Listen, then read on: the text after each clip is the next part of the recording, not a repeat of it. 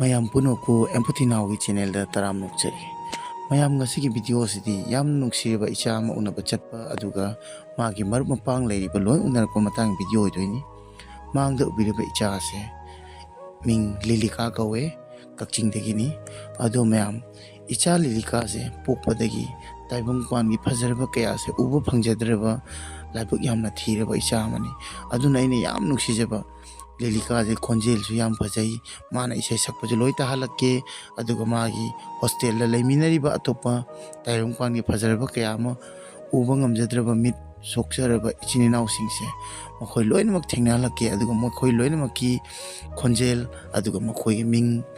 ꯂꯣꯏ ꯇꯥꯛꯆꯔꯛꯀꯦ, ꯁꯛ ꯇꯥꯛꯆꯔꯛꯀꯦ ꯍꯥꯏꯕ ꯇꯥꯔꯦ꯫ ꯉꯁꯤꯒꯤ ꯚꯤꯗꯤꯑꯣꯁꯤꯗꯤ ꯂꯣꯏꯐꯥꯎ ꯌꯦꯡꯕꯤꯌꯨ, ꯑꯗꯣꯝꯒꯤ ꯊꯃꯣꯏꯗ ꯌꯥꯝꯅ ꯅꯨꯡꯁꯤꯕ ꯐꯥꯎꯒꯗꯕ ꯚꯤꯗꯤꯑꯣꯅꯤ꯫ ꯏꯆꯥꯁꯦ ꯌꯥꯝ ꯅꯨꯡꯁꯤꯕꯅꯦ ꯃꯌꯥꯝ꯫ ꯀꯣꯔꯧ ꯅꯪꯒꯤ ꯅꯉꯥꯜꯅ ꯎꯍꯜꯂꯣ ꯑꯩꯒꯤ ꯃꯤꯠꯇ ꯑꯉꯧꯕ ꯂꯩꯆꯤꯜ ꯃꯄꯩ ꯁꯪꯕꯥꯟꯅꯕ ꯅꯣꯡꯃꯗꯣꯜ ꯑꯇꯤꯌꯥ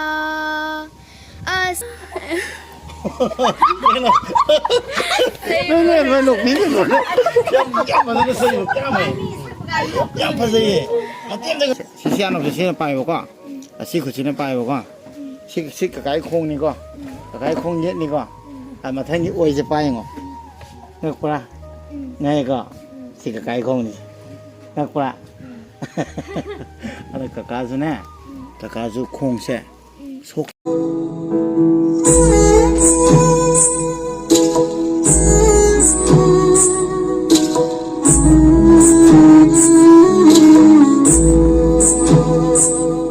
ꯃꯌꯥꯝ ꯍꯧꯖꯤꯛ ꯂꯤꯂꯤꯀꯥꯒꯤ ꯃꯃꯥ ꯕꯕꯥ ꯂꯧꯕ ꯂꯥꯛꯑꯦ꯫ ꯃꯈꯣꯏꯅꯤ ꯊꯣꯛꯂꯛꯑꯒ ꯑꯩꯈꯣꯏ ꯄꯨꯟꯅ ꯆꯠꯂꯅꯤ ꯍꯥꯏꯇꯥꯔꯦ ꯏꯆꯥꯒꯤ ꯃꯅꯥꯛꯇ꯫ ꯂꯤꯂꯤꯀꯥꯒꯤ ꯃꯃꯥ ꯕꯕꯥ ꯊꯣꯛꯂꯛꯄ ꯉꯥꯏꯕ ꯑꯣꯏꯅ ꯚꯤꯗꯤꯑꯣꯁꯦ ꯅꯝꯕ ꯍꯧꯕꯅꯤ꯫ ꯁꯛꯃꯥꯏ ꯈꯪꯅꯔꯦ ꯉꯁꯤꯗꯤ? ꯍꯣꯏ ꯍꯣꯏ, ꯁꯛꯃꯥꯏ ꯈꯪꯅꯔꯦ ꯉꯁꯤꯗꯤ꯫ ꯀꯨꯏꯕꯨꯗꯤ ꯀꯨꯏꯔꯦꯕ ꯍꯥꯏꯗꯤ ꯏꯆꯥꯁꯦ ꯎꯅꯒꯦꯕꯀꯣ, ꯑꯗꯨꯒ ꯑꯗꯨꯝ ꯃꯥꯏ ꯆꯠꯊꯣꯛ ꯆꯠꯁꯤꯟ ꯇꯧꯔꯤꯉꯩꯗ ꯁꯪꯗꯕ꯫ ꯃꯥ ꯀꯛꯆꯤꯡꯗ ꯂꯩꯕꯅꯤꯅ ꯅꯣꯡꯃ ꯎꯅꯔ ꯂꯣꯏꯔꯦꯅ ꯈꯟꯕ꯫ ꯑꯗꯩ ꯈꯨꯌꯧꯅꯔꯦ, ꯆꯠꯂꯝꯗꯥꯏ ꯑꯣꯏꯔꯦ꯫ ꯑꯗ ꯏꯆꯥꯁꯦ ꯑꯝꯇꯪ ꯎꯅꯈꯤꯒꯦꯅ, ꯑꯗꯨꯒ ꯁ꯭ꯀꯨꯜꯗ ꯍꯣꯁꯇꯦꯜꯗꯁꯨ ꯂꯩ ꯍꯥꯏꯕꯅꯤꯅ ꯑꯇꯣꯞꯄ ꯀꯩꯗꯁꯨ ꯂꯣꯏ ꯕ꯭ꯂꯥꯏꯟ ꯑꯣꯏꯗꯣꯏꯔꯥ? ꯃꯣꯏ ꯕꯣꯔꯗꯤꯡ ꯂꯣ ꯕ꯭ꯂꯥꯏꯟ ꯑꯣꯏꯗꯣꯏꯔꯥ? ꯃꯥꯅꯤ ꯂꯤꯂꯤꯀꯥ ꯃꯃꯥꯅꯤꯀꯣ? ꯕ꯭ꯂꯥꯏꯟꯁꯨ ꯄꯨꯔꯥ ꯑꯣꯏꯗꯕꯁꯨ ꯌꯥꯎꯋꯤ ꯍꯥꯏꯗꯤ ꯑꯌꯥꯝꯕꯗꯤ ꯑꯗꯨꯝ ꯕ꯭ꯂꯥꯏꯟꯅꯦꯕꯀꯣ, ꯑꯩꯈꯣꯏꯒꯤ ꯅꯥꯏꯠ ꯕ꯭ꯂꯥꯏꯟꯅꯦꯁ ꯑꯣꯏꯕ ꯈꯔ ꯕꯪꯗ ꯑꯍꯤꯡ ꯅꯨꯡꯗꯥꯡꯗꯁꯨ ꯎꯗꯕꯀꯗꯣ ꯑꯗꯨ ꯑꯩ ꯅꯨꯡꯊꯤꯟꯗꯅ ꯈꯔ ꯎꯕꯁꯨ ꯌꯥꯎꯋꯦꯕ, ꯑꯗꯨꯃꯥꯏꯅꯁꯨ ꯇꯧꯕ ꯍꯥꯏꯇꯥꯔꯦ꯫ 100% ꯅꯠꯇꯕꯁꯨ ꯌꯥꯎꯋꯦꯕ꯫ ꯏꯆꯥꯁꯦ ꯀꯌꯥ ꯁꯨꯕꯤꯗꯣꯏꯅꯣ? ꯂꯤꯂꯤꯀꯥꯅ ꯑꯍꯟ, ꯂꯤꯂꯤꯀꯥꯅ ꯑꯍꯟ, ꯂꯤꯂꯤꯀꯥ ꯃꯈꯥꯗꯗꯤ ꯑꯃ ꯂꯩ ꯃꯄꯥꯡ꯫ ꯃꯥꯅ ꯀ꯭ꯂꯥꯁ ꯀꯌꯥ ꯇꯝꯃꯤ? ꯀ꯭ꯂꯥꯁ 1. ꯂꯤꯂꯤꯀꯥ ꯕꯣꯔꯗꯤꯡ ꯅꯝꯕꯔꯗꯤ ꯀꯌꯥꯝ ꯀꯨꯏꯔꯦ? ꯀꯨꯏꯔꯦ, ꯆꯍꯤ ꯄꯔꯦꯡ ꯑꯃꯅꯤ꯫ ꯃꯥ ꯃꯆꯥ ꯆꯍꯤ 5 ꯐꯥꯠꯇ꯭ꯔꯤꯉꯩꯗꯤ ꯂꯩꯈ꯭ꯔꯦ꯫ ꯑꯠꯆꯥ, ꯑꯗꯨꯒ ꯀꯩ ꯍꯥꯏ ꯃꯥꯒꯤ ꯃꯤꯠ ꯎꯗꯕꯁꯦ ꯍꯥꯏꯗꯤ ꯀꯔꯝ ꯀꯥꯟꯗꯩꯅ ꯑꯗꯨꯝ ꯄꯤꯛꯏꯉꯩꯗꯩꯔ ꯄꯣꯛꯄꯗꯩ ꯑꯗꯨꯝ ꯑꯗꯨꯝ ꯚꯥꯞ ꯇꯥꯔꯦ? ꯗꯥꯛꯇꯔ ꯌꯦꯡ ꯈꯣꯠ ꯇꯧꯕꯤꯔꯝꯗ? ꯌꯦꯡꯉꯦ, ꯗꯥꯛꯇꯔ ꯌꯥꯝ ꯌꯦꯡꯉꯦ꯫ ꯗꯥꯛꯇꯔ ꯁꯤꯖꯗꯒꯤ ꯍꯦꯛ ꯄꯤꯛꯏꯉꯩꯗꯒꯤ ꯃꯥꯗꯤ ꯁꯤꯖꯗ ꯑꯗꯨꯝ ꯌꯦꯡꯉꯦꯕꯀꯣ, ꯑꯩꯈꯣꯏꯅ ꯆꯤꯡꯅꯕꯗꯒꯤ ꯍꯥꯏꯇꯥꯔꯦ ꯌꯦꯡꯉꯛꯄꯅꯦ ꯑꯗꯨꯝ꯫ ꯗꯥꯛꯇꯔ ꯅꯣꯅꯤꯀꯥ ꯃꯥꯒꯤ ꯌꯥꯝ ꯍꯥꯏꯗꯤ ꯑꯣꯏꯈꯤꯒꯦ ꯍꯥꯏꯕ ꯑꯣꯏꯅ ꯂꯧꯕꯤꯔꯤꯁꯦ ꯗꯣꯛꯇꯔ ꯅꯣꯅꯤꯀꯥ ꯃꯤꯠꯀꯤ ꯑꯣꯏꯅ, ꯑꯗꯒꯤ ꯗꯣꯛꯇꯔ ꯔꯣꯃꯦꯟ, ꯑꯗꯒꯤ ꯁꯟꯖꯤꯠ, ꯃꯣꯏ ꯗꯣꯛꯇꯔ ꯈꯔ ꯌꯥꯝꯃꯦ ꯍꯥꯏꯇꯥꯔꯦ꯫ ꯃꯣꯏ ꯃꯤꯠꯀꯤ ꯑꯣꯏꯅ ꯂꯩꯕ ꯗꯣꯛꯇꯔꯁꯤꯡ ꯂꯣꯏ ꯁꯨꯅ ꯌꯦꯡꯕꯤꯔꯦ ꯍꯥꯏꯇꯥꯔꯦ, ꯃꯣꯏ ꯃꯇꯦꯡ ꯄꯥꯡꯕ ꯑꯣꯏꯅ꯫ ꯑꯩꯈꯣꯏ ꯄꯤꯛꯏꯉꯩꯗꯅ ꯌꯦꯡꯉꯦ ꯑꯗꯨꯒ ꯑꯗꯨꯝ ꯍꯥꯏꯗꯤ ꯌꯥꯔꯣꯏꯅ ꯍꯥꯏꯕꯒꯤꯅꯤ꯫ ꯌꯥꯔꯣꯏ ꯍꯥꯏꯕꯗꯒꯤ ꯆꯥꯎꯔꯀꯥꯟꯗꯁꯨ ꯆꯠꯂꯨꯔꯦꯕꯀꯣ, ꯃꯣꯏꯅꯁꯨ ꯍꯥꯏꯗꯤ ꯂꯦꯟꯁ ꯑꯣꯏꯅ ꯍꯥꯞꯄꯗꯤ ꯍꯥꯏꯗꯤ ꯑꯗꯨꯗꯤ ꯀꯩꯅꯣꯅꯦ, ꯃꯤꯠ ꯃꯤꯅ ꯌꯦꯡꯕꯗ ꯁꯨꯝ ꯃꯤꯅ ꯌꯦꯡꯕ ꯃꯥꯅ ꯃꯃꯤꯠ ꯎꯁꯜꯂꯒ ꯂꯩꯕ ꯃꯤꯅ ꯌꯦꯡꯕꯗ ꯐꯖꯗꯦꯗꯅ꯫ ꯑꯗꯨꯗ ꯐꯖꯅꯉꯥꯏꯒꯤ ꯂꯦꯟꯁ ꯑꯃ ꯍꯥꯞꯄꯗꯤ ꯑꯩꯈꯣꯏ ꯁꯨꯃꯥꯏꯅ ꯄꯥꯡꯉꯦ, ꯕ꯭ꯂꯥꯏꯟ ꯑꯣꯏꯕ ꯃꯤꯅꯦ ꯍꯥꯏꯕꯗꯨꯒꯤ ꯑꯗꯨꯃꯥꯏꯅ ꯇꯧꯔꯒꯗꯤ ꯃꯤ ꯈꯪꯗꯅꯉꯥꯏꯒꯤ ꯌꯦꯡꯕ ꯍꯥꯏꯇꯥꯔꯦ, ꯅꯨꯡꯉꯥꯏ ꯍꯥꯏꯕꯗꯨꯒꯤ ꯑꯗꯨꯝ ꯅꯣꯔꯃꯦꯜꯂꯤ ꯄꯥꯡꯕ ꯃꯥꯟꯅꯕ ꯍꯥꯞꯁꯦ ꯍꯥꯏꯕꯅꯦꯕ꯫ ꯑꯩꯈꯣꯏꯅ ꯑꯗꯨꯗꯤ ꯀꯩꯗꯧꯗꯣꯏꯅꯣ ꯑꯗꯨꯗꯤ ꯀꯩꯗꯧꯗꯣꯏꯅꯣ, ꯃꯤꯅ ꯎꯔꯒ ꯑꯁꯦꯡꯕꯗꯣ ꯑꯗꯨꯝ ꯈꯪꯖꯕꯅ ꯐꯩ ꯅꯠꯇ꯭ꯔꯣ? ꯈꯪꯕꯅ ꯑꯗꯨ ꯃꯌꯥꯝ ꯆꯠꯂꯨꯁꯤ, ꯏꯆꯥꯁꯨ ꯎꯅꯁꯤ꯫ ꯏꯁꯩ ꯁꯛꯄ ꯌꯥꯝ ꯍꯩꯅ ꯇꯥꯏ, ꯃꯥꯒꯤ ꯏꯁꯩꯁꯨ ꯃꯇꯦꯛ ꯑꯃꯇꯪ ꯇꯥ ꯌꯥꯕ꯭ꯔꯥ ꯌꯦꯡꯁꯦ, ꯑꯗꯨꯒ ꯂꯩꯔꯤꯕ ꯃꯥꯒꯤ ꯃꯁꯨꯡ ꯃꯃꯥꯟꯅꯕꯁꯤꯡꯁꯨ ꯄꯨꯜꯂꯨꯔꯁꯤ꯫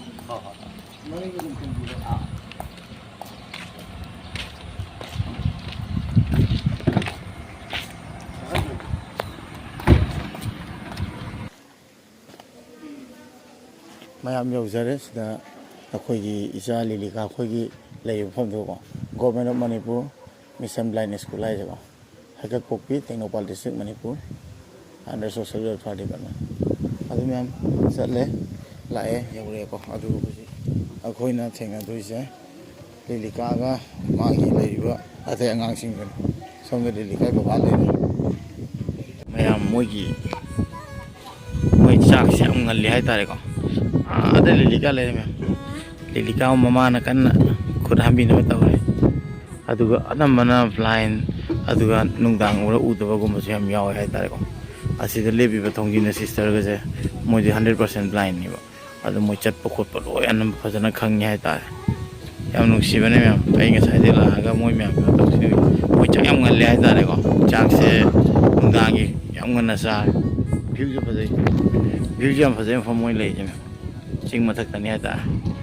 nungsit ka sit la na yam nuai lilika man lak pai haram ne sang khare me adu ko ju una se chak sa bai ngak ta ngai na le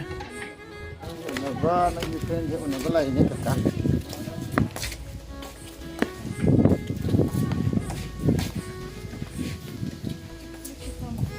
lilika le lilika kai nang sai ba Đào chạy. dal sai ba adu nang se Ừ. sida lei ba ki loina hai de hai na iru ja pa ka sa mama na hai ba ngam me hai jom ra Ừ. ngam me Ừ. adu jum da di nang se ta shu pai de bi da adum chat pa ngam me hai jom ra Ừ. jum gi di loi khang bra ma phang gai ja Không. khang ni Ừ. sida lei ba nu ngai bra Nữa. na si mama ga papa ga khoi la ko ji di ka mai pa we nu ngai bra Nữa. nu ngai ja ha ba Không. nang isai ju sok pa yam hai isai ma ti ma sa ka da ni ko Ừ. ka ka se lap te sam di lai nang una ga ne na una ga ne ha nang sam do yam pha re hai mama na sida di kan isana hat pra meram isna hat pi bra Isana su hạt lệ tôi gần đàn này su hạt gì cả. isana ju hat le ba ko Ừ. magi ma mitsi matang ni ba ko moina akhoi gi cosmetic hab si hai me ko sine boina phajai da nang ka ka lai cha kai no ma ka kai mam da khangning bra khangning e si ano si ne pai ba ko si khu si ne pai ba ko si ka kai khong ni ko ka kai khong yet ni ko ma thang ni oi je pai ngo ngak pra ngai ko si ka kai khong ni ngak pra ala ka ka zu ne ka ka zu khong se sokhi bani ba ko da ni ne thom ba da gi ko aduna ai se khong ge sin ba ta re ba khong ge sil la ga ne ji ai su ka ka zu phajana chat pa ngam pon te yot ki khong pa ga lai ne nang na ba nang pai ba da khang nge ko ngak ra ngai ko aduni ma khang ngore ka ka je kamai no ai khang ngore nang ge te friend ge su loi ko ra ge ko ni ga nang ka kai se sak pai bra nang gi lai ba chi che ke su se sak pai ba yaw bra Mới su lỗi na rồi nè. loi adu loi sakan da re ko mo apa mate mom dang sak pi ba ta re ai na suk ma na ka kan lai si noi ngam una ba ko ado kai hai warden no bi te chahi kya su pi re si da Zahi the exact khang 20 running ko madi la ra daw. Ai le sabi oi ba. sabi kui re na du ko pas kui re yum di ka ba du Suffer tawra ko ni ba ko. oh Duga long suffer tawra ga dum ko hai sa ko su ईश्वर की Ming दको अंगांग सिंग की सेवा one का थोक को high पता है actually इन्हीं के स्कूल में बा oh si je हाना प्राइवेट तौरम में बको दुगा होची की गवर्नमेंट ला को oh yam pa yam achauba dang ni ai ta re ko samai na angang sing na सिंगी दमक का थोक को high yam aduga ai amam tor sak tak sar ke ko lai bese ai di sonda sister ma lai re ko ming am ta hai bi ba sister dang je ming am ta Jing Cho Won, oh yum di ka dai ba de bi Dai Ram Ko Le. okay Karam kulen asom da lai bi am ta hai bi ro I mean a gym I Karam Palan. okay aduga udabai se abema udabai se ko pura ID lilika ko ka chapan na ubi na ude hai ta re ko hai 100% ubi blind mit se adum hai 100% udabra na ta khara ka bo ko okay udi ko mu aduga matanda som da sister ma ꯑꯃꯥꯡꯗ ꯄꯥꯏꯕꯤꯔꯣ ꯑꯩꯒꯤ ꯃꯤꯡ ꯔꯥꯝꯅꯤꯂꯥ ꯌꯥꯏꯉꯪ ꯄꯣꯛꯄꯤꯗꯒꯤ ꯌꯥꯏꯉꯪꯄꯣꯛꯄꯤꯗꯒꯤ okay ꯑꯗꯨꯒ ꯁꯣꯝꯗ ꯂꯩꯕ ꯑꯩꯒꯤ ꯃꯤꯡꯅ ꯇꯨꯡꯗ꯭ꯔꯤꯝ ꯑꯩꯅ ꯀꯛꯆꯤꯡ ꯈꯨꯅꯧꯗꯒꯤ ꯀꯛꯆꯤꯡ ꯈꯨꯅꯧꯗꯒꯤ ꯅꯪꯗꯤ foreigner ꯌꯥꯝ ꯃꯥꯜꯂꯦ ꯑꯩꯗꯤ ꯐꯣꯔꯦꯅꯔ ꯀꯥꯏꯗꯦ ꯈꯜꯂꯨꯔꯕꯅꯤ ꯐꯥꯔꯁ ꯂꯥꯛꯄ ꯅꯪ ꯌꯥꯝ ꯆꯥꯛ ꯆꯥꯕ ꯂꯣꯏ ꯂꯣꯏꯔꯦꯀꯣ ꯑꯗꯨꯗꯤ ꯂꯤꯂꯤꯀꯥ ꯑꯩꯒꯤ ꯁꯕꯁꯀ꯭ꯔꯥꯏꯕꯔ ꯃꯌꯥꯝꯗ ꯏꯁꯩ ꯃꯇꯦꯛ ꯑꯃꯇꯪ ꯅꯪꯅ ꯑꯄꯥꯝꯕ ꯁꯛꯄꯤꯔꯣ ꯑꯗꯨꯒ ꯇꯥꯍꯜꯂꯁꯤ ꯀꯣ ꯌꯥꯏꯀꯣ ꯁꯛꯄꯤꯔꯣꯁꯤ ꯍꯧꯔꯁꯤ ꯆꯤꯡꯅꯨꯡꯒꯤ ꯍꯥꯔꯤ ꯈꯣꯡꯂꯛꯂꯦ ꯒꯤꯔꯖꯥꯒꯤ ꯀꯥꯡꯁꯤ ꯈꯤꯡꯂꯛꯂꯦ ꯀꯣꯔꯧꯅ ꯃꯌꯨꯝ ꯆꯪꯈꯔꯦ ꯇꯥꯅꯤꯡꯕ ꯈꯣꯟꯖꯦꯜꯗꯤ ꯇꯥꯝꯈꯔꯦ ꯀꯣꯔꯧꯅ ꯃꯌꯨꯝ ꯆꯪꯈꯔꯦ ꯇꯥꯅꯤꯡꯕ ꯈꯣꯟꯖꯦꯜꯗꯤ ꯇꯥꯝꯈꯔꯦ 이곳 삼나 보비람바 분시기 제수수 망크리 발렘기 땀박 수가우 크리 마수가우락바 따키드리 이곳 삼나 보비람바 분시기 제수수 망카리 발림기 땀박수가우 카리 마수가우락바 따키다리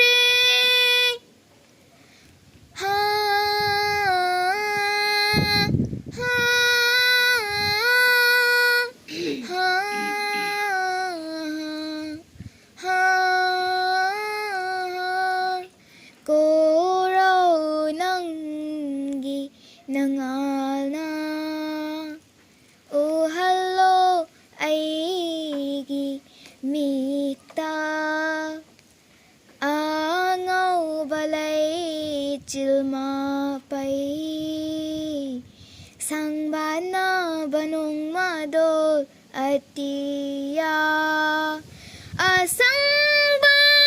asangbalabuk lamhangda chikla sangguna sana jaba chikla sangguna sana jaba jinungi hari khonglakle girzagi kangsi khinglakle korauna mayung changkhare taning makhonjeldi tamkhare korauna mayung changkhare taning makhonjeldi tamkhare thank you 나 구밤도 제비시 ꯌꯥꯝ ꯍꯩꯌꯦ ꯅꯪꯗꯤ ꯀꯃꯥꯏꯅ ꯇꯧꯔꯤꯅꯣ ꯑꯩꯁꯨ ꯈꯤꯇ ꯇꯝꯒꯦꯗꯅ ꯁꯤ ꯌꯥꯝ ꯍꯩꯌꯦ ꯌꯥꯝ ꯅꯨꯡꯉꯥꯏ ꯅꯪꯒꯤ ꯏꯁꯩꯗꯣ ꯌꯥꯝ ꯐꯖꯩ thank you ꯑꯗꯨꯒ ꯅꯪꯒꯤ ꯂꯩꯔꯤꯕ ꯆꯤꯆꯦꯁꯤꯡꯁꯦ ꯃꯣꯏ ꯀꯅꯥ ꯀꯅꯥ ꯏꯁꯩ ꯁꯛꯄ ꯍꯩ ꯃꯇꯦꯛ ꯑꯃꯇꯪ ꯁꯛꯄꯤꯌꯨ Prabhu aigi hakjang mitna udabagi bunsi pot lum lum khare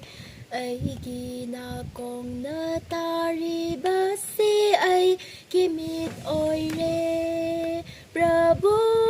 aigi mit utrabashu thawai miti uhan biu Prabhu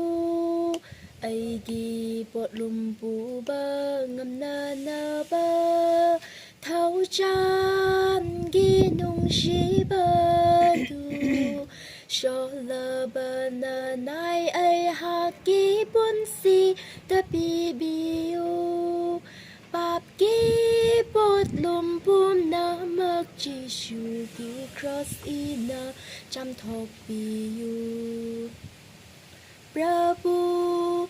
ai gi hak chang thawai na ni jari awa bani pun si se Shang shar gi ma ong ma tau ai na u ba phang da na a hing nung thiel a mam ba da hing du na nu ngai ba phang da re thank you 와 아무튼 제시 참 바자가 아두고 마탱나 가나 sakpidoino Nangi manglanda tauruba Shoira kong thang boiram le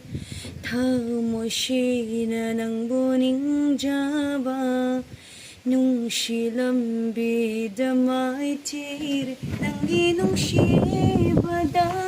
Aigi mafam letrasu nangi apam bada Igi sharok yadrasu nung shiri ngasisu Thamoy sheng na uraroy kalasu Thamoy shinadi nung shiri ngasisu Thamoy sheng na uraroy kalasu Thamoy shinadi Lagi 자, 참 바자 또네 있어요. 하이레 메도 투민투민을 있어 가이기노 봐. 아, 숙잠 하이버 때렌 세가이 로라 타미노 봐. 아코나 타 하람들 타고 방암로네. som들 레이브 시스터디 sabbi 다 마팀다. 아, ता 이상이 땅콜론 오주 아니. 아이 subscriber 도 땅콜 매암 야우비리고 모이네 타버도 하라우 자가니 하이다. 이치나우 로이 풀라가 마토 오이도네 드나 앞다 sak비로. 땅콜 오주 아니. 아이주 experience 오이도네 하이다. 타닝이 하이다. 아빠 안 배게 sak비로.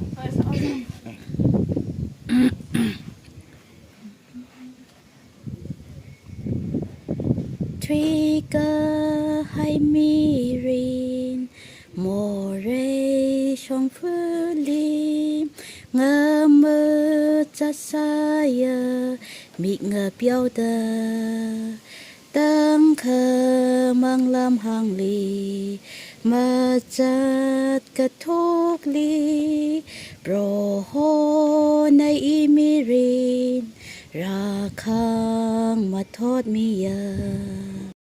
ching ri ka hai mi rin sam phang sak mi khalem ai na mi a wi hui kha mi ji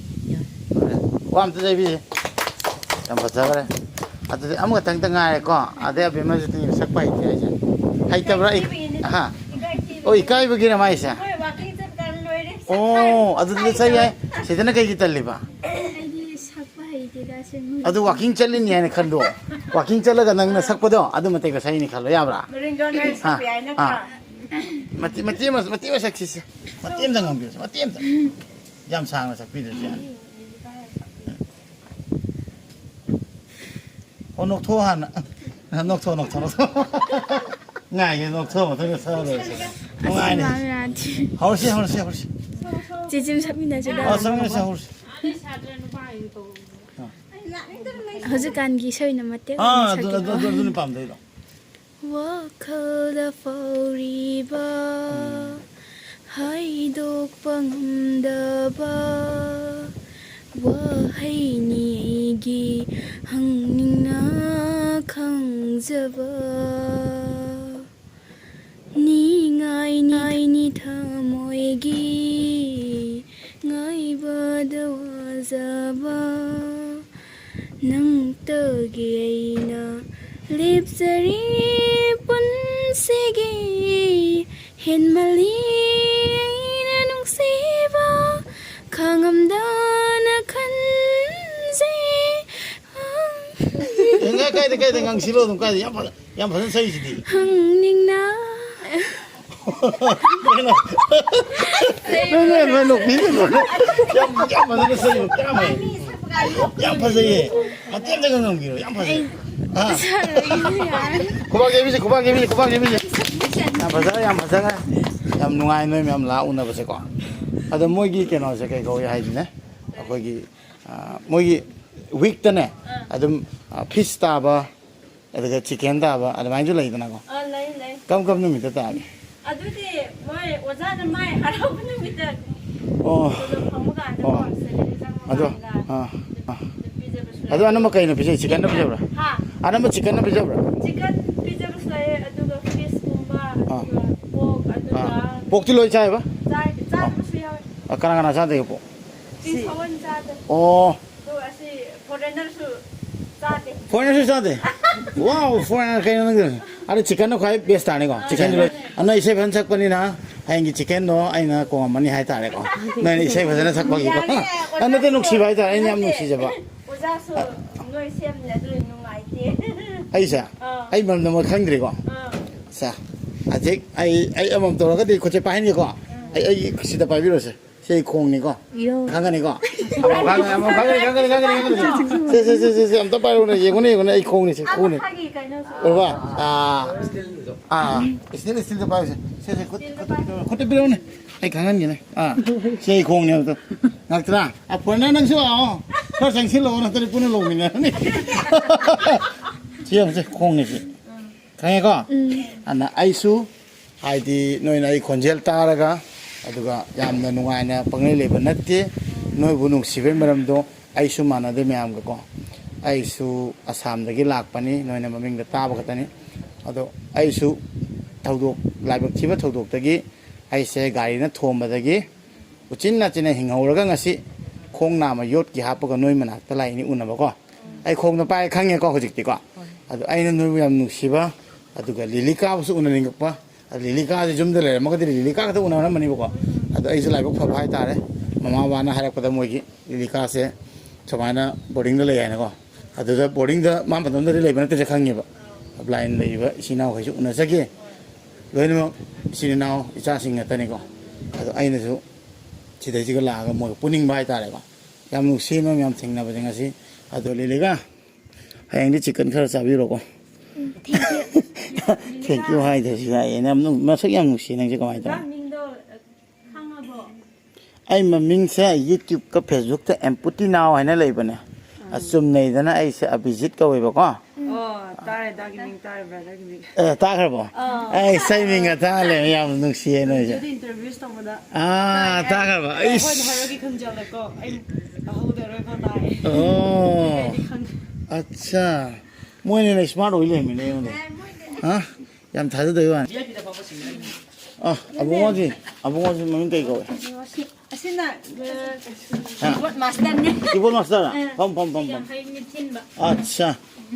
ꯃꯤꯡ ꯀꯩ ꯀꯧꯏ ꯍꯥꯏꯕꯤꯔꯣ ꯑꯕꯨꯡꯉꯣ ꯃꯦꯋꯥꯔꯁꯤꯝ ꯃꯦꯋꯥꯔꯁꯤꯝꯒꯤ ꯌꯨꯝꯁꯦ ꯀꯗꯥꯏꯗꯩ ꯑꯣꯏꯕꯤꯗꯣꯏꯅꯣ ꯊꯝꯂꯥꯏ ꯇꯝꯅꯥꯏꯗꯩ okay ꯑꯗꯨꯒ ꯁꯤꯗ ꯂꯩꯕꯤꯕ ꯕ꯭ꯔꯗꯔ ꯃꯤꯡꯅ ꯀꯩ ꯁꯤꯡꯃꯩꯍꯣꯔ ꯌꯨꯝꯅ ꯄꯨꯡꯌꯔ ꯑꯣꯀꯦ ꯑꯗꯨꯗꯤ ꯑꯩꯅ ꯂꯥꯛꯏꯁꯦ ꯅꯈꯣꯏ ꯃꯌꯥꯝ ꯎꯅꯕ ꯂꯥꯛꯄꯅꯦꯕꯀꯣ ꯑꯗꯨ ꯏꯁꯩ ꯃꯇꯦꯛ ꯑꯩꯈꯣꯏꯒꯤ ꯂꯩꯔꯤꯕ ꯏꯆꯥ ꯑꯩꯈꯣꯏꯅ ꯁꯣꯝꯗ ꯁꯤꯁꯇꯔ ꯑꯩꯈꯣꯏꯅ ꯑꯗꯨꯒ ꯏꯆꯥꯁꯤꯡ ꯁꯛꯑꯦ ꯍꯥꯏꯇꯥꯔꯦ ꯑꯗꯨ ꯕ꯭ꯔꯗꯔ ꯈꯣꯏꯗꯩꯁꯨ ꯏꯁꯩ ꯃꯇꯦꯛ ꯑꯃ ꯑꯍꯩꯕꯗꯣ ꯁꯛꯄꯤꯔꯣ ꯑꯗꯨꯝ ꯑꯩꯈꯣꯏ ꯇꯥꯖꯒꯦ ꯁꯛꯄꯤꯔꯣ ꯑꯩꯅ ꯅꯨꯡꯁꯤꯖꯕꯤ ꯑꯩꯅ ꯈꯣꯏꯗꯥꯖꯕꯤ ꯑꯩꯅ ꯅꯨꯡꯁꯤꯖꯕꯤ ꯑꯩꯅ ꯈꯣꯏꯗꯥꯖꯕꯤ ꯅꯪꯇꯅꯤ ꯄꯨꯟꯁꯤꯒꯤ ꯅꯪꯇꯅ ꯂꯣꯏꯖꯔꯦ ꯑꯣ ꯑꯩꯒꯤꯗꯤ ꯊꯋꯥꯏꯅꯤ ꯅꯪꯇꯅ ꯂꯣꯏꯖꯔꯦ ꯑꯣ ꯑꯩꯒꯤꯗꯤ ꯊꯋꯥꯏꯅꯤ ꯅꯪꯇꯅ ꯑꯩꯒꯤ ꯄꯨꯟꯁꯤꯅꯤ ꯑꯩꯅ ꯅꯨꯡꯁꯤꯖꯕꯤ ꯑꯩꯅ ꯈꯣꯏꯗꯥꯖꯕꯤ ꯅꯨꯡꯁꯤꯕꯤ ꯃꯥꯏꯊꯣꯡ ꯌꯦꯡꯂꯒ ꯐꯖꯕ ꯍꯦꯜꯂꯤ ꯑꯁꯨꯝ ꯅꯨꯡꯁꯤꯕꯤ ꯃꯥꯏꯊꯣꯡ ꯌꯦꯡꯂꯒ ꯐꯖꯕ ꯍꯦꯜꯂꯒꯤ ꯑꯁꯨꯝ ꯅꯪꯕꯨ ꯅꯨꯡꯁꯤꯔꯨꯕ ꯑꯣꯏꯔ ꯃꯥꯜꯂꯦ ꯅꯪꯕꯨ ꯌꯦꯡꯅꯤꯡꯗꯨꯅꯇ ꯂꯩꯔꯦ ꯅꯪꯕꯨ ꯅꯨꯡꯁꯤꯔꯨꯕ ꯑꯣꯏꯔ ꯃꯥꯜꯂꯦ ꯅꯪꯕꯨ ꯌꯦꯡꯅꯤꯡꯗꯨꯅꯇ ꯂꯩꯔꯦ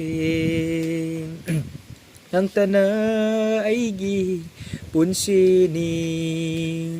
ꯄꯨꯟꯁꯤꯅꯤ ꯄꯨꯟꯁꯤꯅꯤ ꯑꯩꯅ ꯅꯨꯡꯁꯤꯖꯕꯤ ꯑꯩꯅ ꯈꯣꯏꯗꯥꯖꯕꯤ ꯑꯩꯅ ꯈꯣꯏꯗꯥꯖꯕꯤ ꯊꯦꯡꯛ ꯌꯨ ꯌꯥꯝ ꯈꯨꯕꯥꯛ ꯌꯩꯁꯦ ꯌꯥꯝ ꯅꯨꯡꯉꯥꯏ ꯌꯥꯝꯅ ꯍꯩ ꯍꯥꯏꯇꯥꯔꯦ ꯃꯣꯏꯗ ꯂꯣꯠꯂꯤꯕ ꯇꯦꯂꯦꯟꯁꯦ ꯁꯛꯁꯤꯔꯥ ꯌꯥꯏꯀꯣ ꯑꯩ ꯂꯥꯛꯈꯤꯁꯦ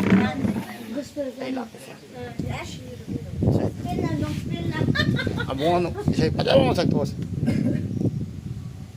ꯑꯩ ꯃꯥꯏꯛ ꯄꯥꯏꯔꯕꯅꯤ ꯃꯅꯥꯛꯇ ꯂꯩꯔꯕꯅꯤ ꯁꯛꯂꯣ Thang mun rei ka lei ba wa Nay ấy min kinh hồi ya so Nay ấy ram hay tang ha so Thang mun ba wa nay ka ning Lai bang ra ki hồi ya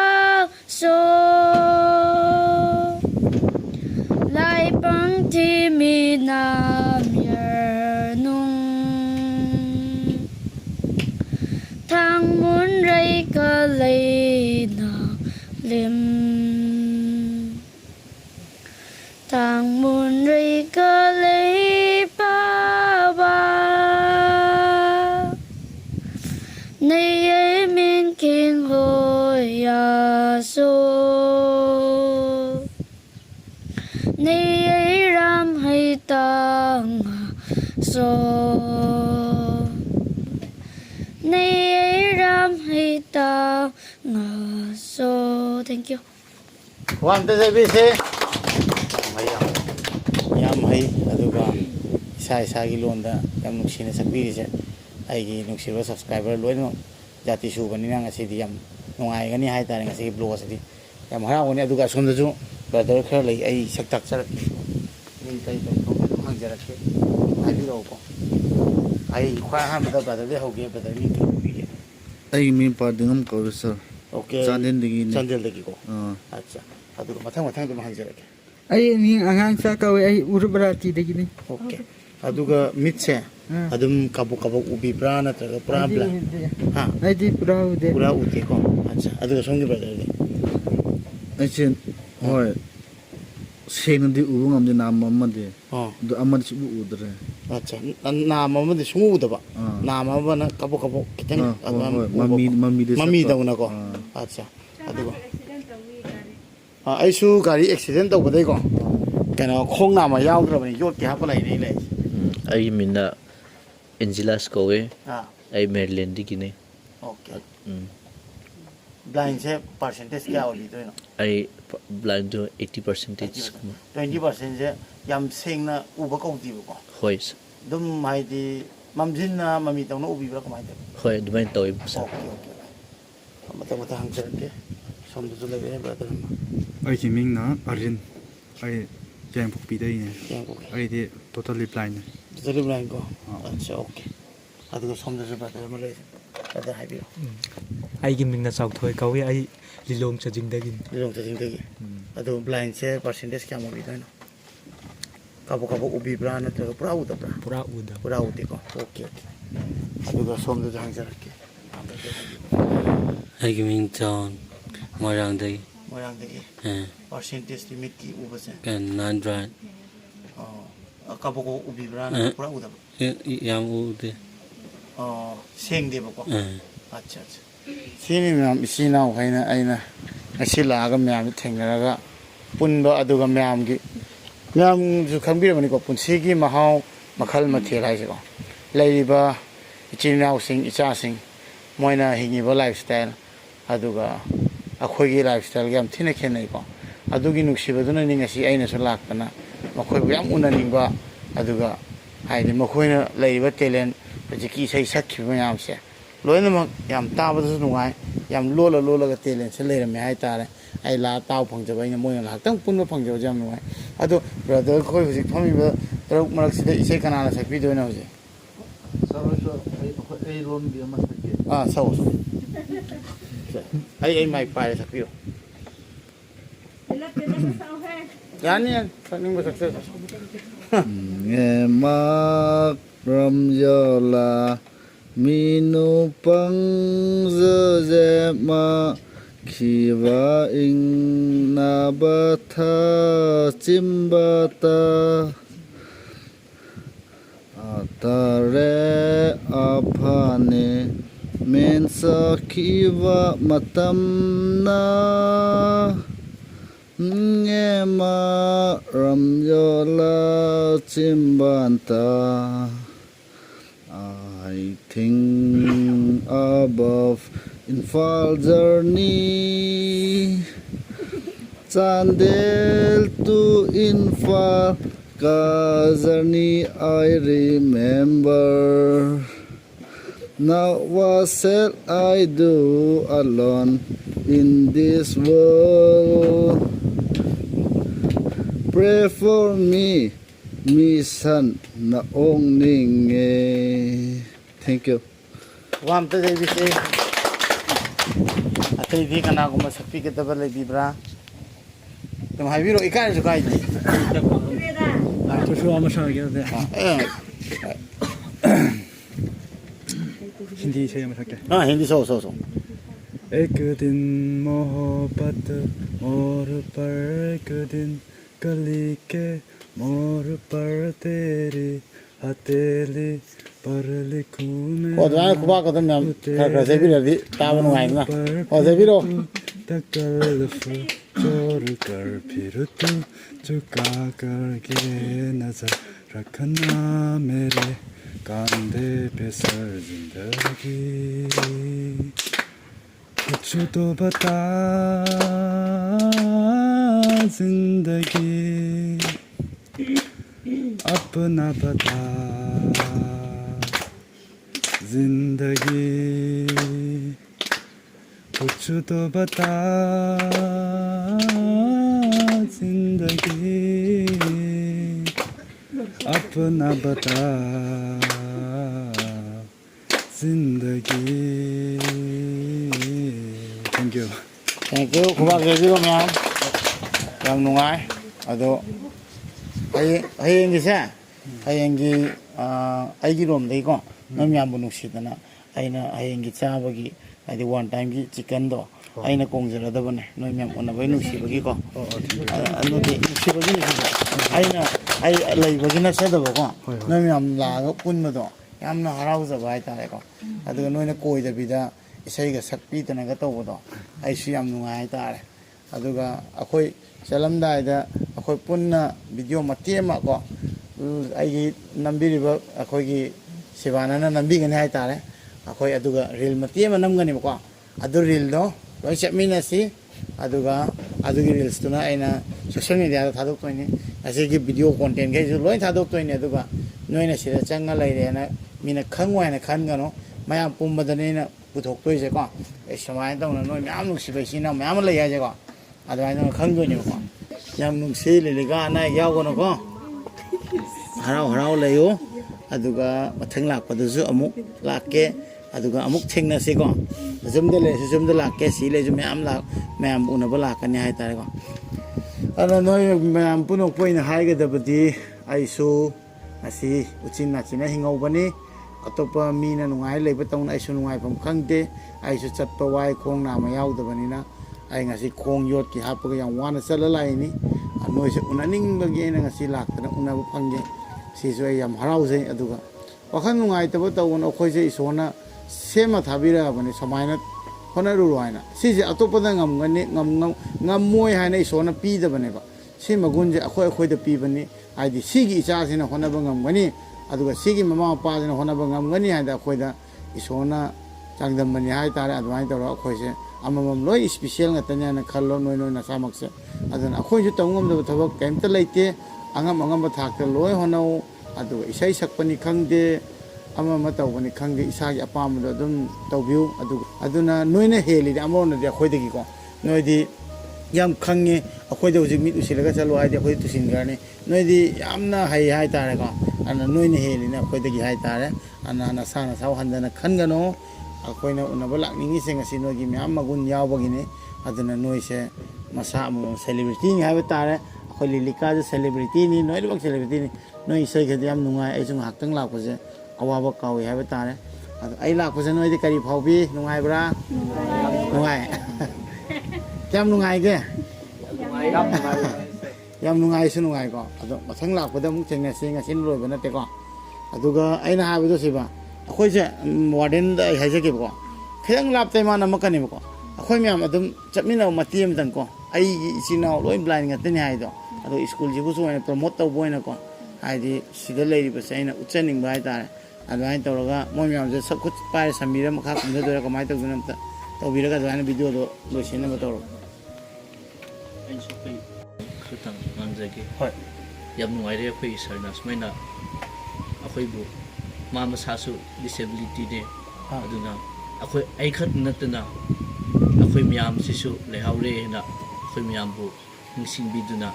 ꯑꯩꯈꯣꯏ ꯑꯃꯠꯇꯅꯦ ꯍꯥꯏꯅ ꯑꯩꯈꯣꯏꯒꯤ ꯁꯥꯔꯅ ꯑꯩꯈꯣꯏꯕꯨ ꯁꯨꯃꯥꯏꯅ ꯃꯥꯒꯤ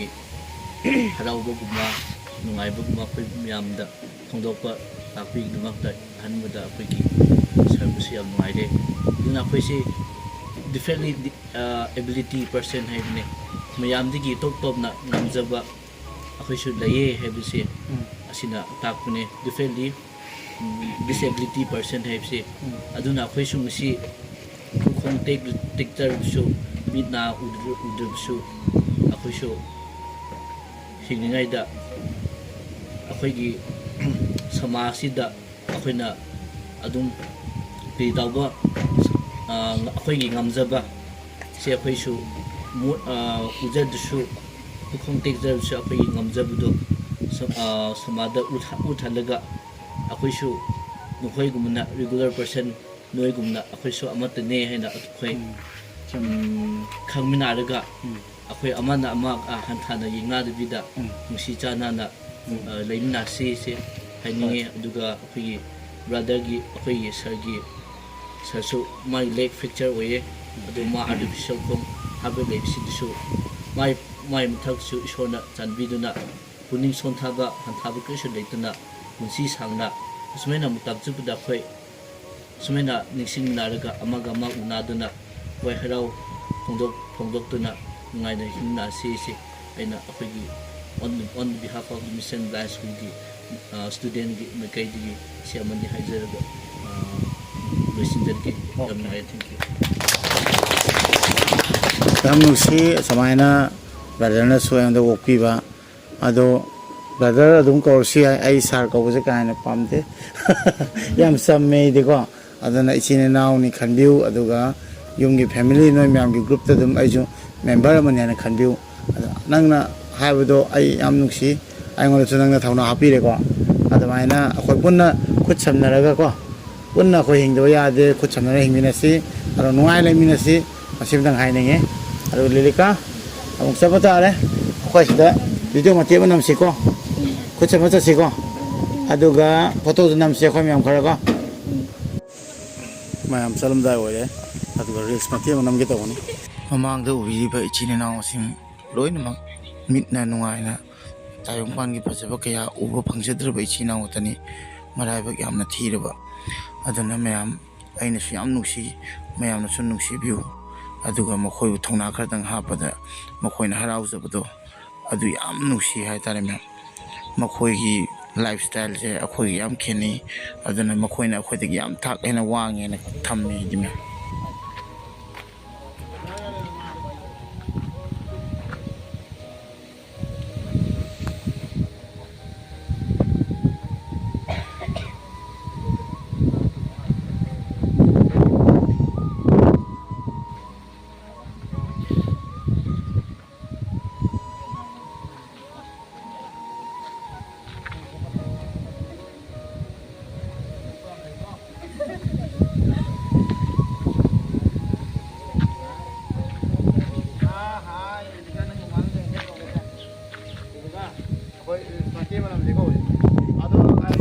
ꯏꯆꯤꯟ ꯏꯅꯥꯎꯈꯩ brother ꯈꯣꯏꯗꯤ ꯑꯩ ꯈꯣꯡꯁꯦ ꯍꯥꯏꯗꯤ ꯁꯣꯏꯗꯤ ꯈꯪꯉꯒ ꯍꯥꯏꯗꯤ ꯐꯤꯜ ꯇꯧꯗꯕꯅꯤ ꯈꯪꯉꯣꯏꯕꯀꯣ ꯑꯗꯨ ꯍꯥꯏꯐꯦꯠꯇꯪ ꯑꯩ ꯂꯦꯞꯀꯦꯕꯀꯣ ꯑꯗꯨꯒ ꯑꯗꯨꯝ ꯄꯥꯏꯍꯟꯒꯦꯕ ꯄꯥꯏꯔꯀꯥꯟꯗ ꯑꯗꯨꯝ ꯈꯪꯕꯤꯒꯅꯤ ꯁꯤ ꯃꯈꯥ ꯇꯥꯁꯤꯜꯂꯦ ꯁꯤꯅꯦꯕ ꯑꯣꯏꯁꯦꯀꯣ ꯈꯪꯉꯅꯤꯀꯣ ꯁꯤ ꯕ꯭ꯔꯗꯔꯁꯨ ꯄꯥꯎ ꯍꯥꯏꯒꯦꯁꯦ ꯚꯥꯞ ꯇꯥꯔꯅꯤꯀꯣ ꯅꯠꯇ꯭ꯔꯗꯤ ꯈꯪꯉꯣꯏꯕꯀꯣ ꯍꯥꯏꯗꯤ ꯄꯥꯏꯗ꯭ꯔꯒꯗꯤ ꯎꯗ꯭ꯔꯕꯅꯤꯅꯀꯣ ꯅꯣꯏꯅꯀꯣ ꯈꯪꯉꯣꯏꯗꯕ ꯑꯗꯨꯅ ꯍꯧꯖꯤꯛ ꯑꯣꯏꯗ ꯄꯣꯁꯇꯔꯤꯛ ꯂꯩ ꯀꯃꯥꯏꯅ ꯇꯧꯒꯦ ꯍꯥꯏꯗꯣ ꯑꯗꯨꯝ ꯈꯪꯉꯅꯤ ꯍꯧꯖꯤꯛ ꯁꯤꯅꯤ ꯕ꯭ꯔꯗꯔ ꯑꯩ ꯈꯣꯡꯁꯦ khitang nonaminosiko. Sinibako. Somdaso. Brother. Udabanina kunna pairaga haipetang takbiramge na ko. Laibase aisu pibam sate kaimta nungai manatti habdako. Adubo ko hingdaba yate. Adugo thona hanba yate habdo. Sinibado. Siniko. Khangani ko. Sini moina hadi khangingba duga chinna khata haiba nattaba. Chani cha khaidi urabanina khangeko. Adu ai moiga reels mate manamaga adu video se losinjani. Adu moigu interview yam ai su tabi. Adu samaina akogi ai blind school khangde akogi disability home khangde phanam khangde akogi leiba kungai unai sida akogi samaina phibam chadna koi leijariba singse luna tabi adu loi nusiminasi kana mai chani kana mai nauni pani kana mai mabungni aduna nuksibasina khwai thoibani hai tare aina ngasai laktana mo punbase aisu harawe aduga puning su nuksi yam harawe hai tare adudi mathai video dong thengna lika se yam yam dibana lika anu se agang rok da heroine yam saw mo ata sine no senda pai lika je ka ha what's up na yaw ko na yaw ko ko mana hai lo ko mana hai nang se nang sel jada ta sampan lo ko kai no ko ya no si na no he no se de kan kai ga kai nya je ma se no si ra nang no ma nang lo ise ai nang mo la ko ta se na ban bi nang ga aduna ana ga ko no ai ta lang ko ya ga Itu ada dia. Kita isago mai. Ya lo. Tapi salah sih kau muka. Mayam matai da thoiba isai mai kase lilikana kumjagiba film adugi maming PTO haina ko mayam search to bridge pangani aduda lilika gi role yawe aduga lilikana masamangna saksaba isai ni ngasai sakhiba du jo internet ta tv ri soidana pangbigani aduna yamna magun na yomlaba ichanu peni lilika sima mayam lilika sunungsi lilika gi mama baba sunungsi adu lilika gi mama baba je chahi aina halame aduna aigidi inauga isan ga tare hai tare ado ahan badadi aina khangdedana dada itaimaga kausilure konadi aina halame moje chahi ayone makha orame aduna lilipka bu aina chalamdaida ngaktang mabu naba nungai ado mathang lakan amka punsi ado mathang dadi nang yumda ledi yumda ga chak chamina si yana nungsi na mau themame aduga chalamdai orebanina mayam dagi chu bidai lawrge lilika dagi chu bidai lawrge mathangi video tamu thengna se tadi ngasi kiti yai pare mayam